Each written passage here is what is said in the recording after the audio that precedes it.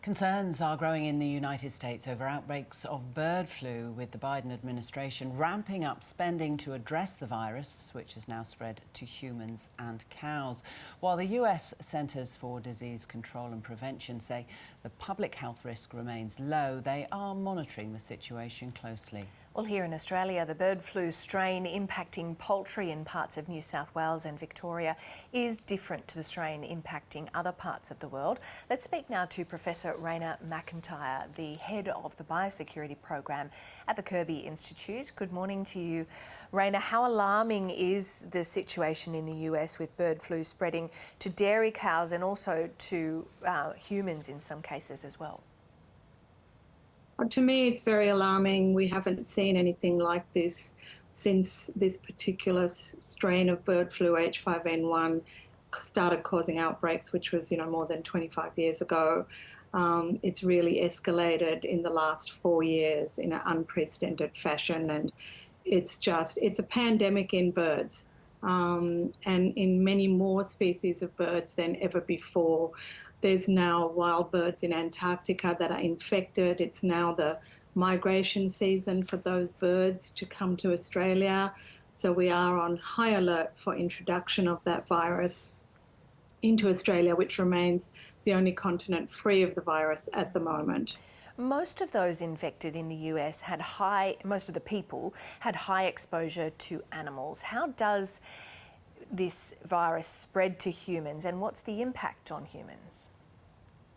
So it is still a bird flu in that it's adapted to the respiratory tract of birds. Birds have a different kind of receptor in their throat than we do.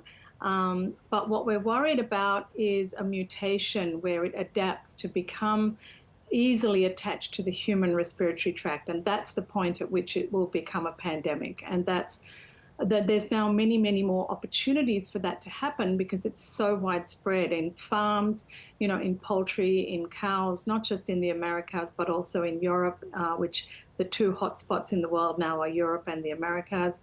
And in the US, we know it's in the food chain as well. So people who drink raw milk are at risk.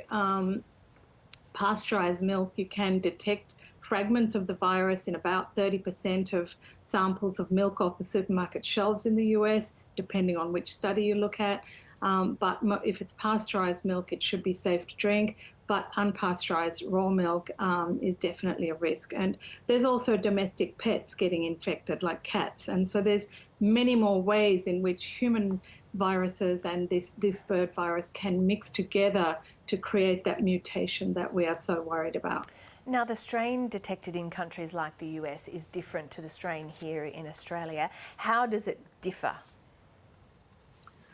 It's so influenza viruses are characterized by two types of proteins on the surface. One is called the hemagglutinin, which is the H, and one is called the neuraminidase, which is the N. And each one has, so the ones we've seen in Australia have been H7s. This is an H5, the one in the US, and it really is the most worrying of all the avian flus around the world at the moment because it's causing very severe disease in some mammals, has the potential to be very invasive to the brain and the nervous system.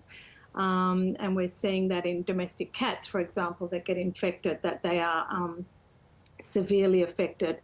And then in the humans, traditionally, the H5 that's caused human infections over the last 25 years has been very severe, but it's been less severe in the US. Most cases have been mild, but we've recently seen a very severe case in the US, in Louisiana, and one in British Columbia and Canada in a child who ended up in intensive care and really probably survived because they used what's called ECMO, which is a machine that does the work of the heart and lungs for the body.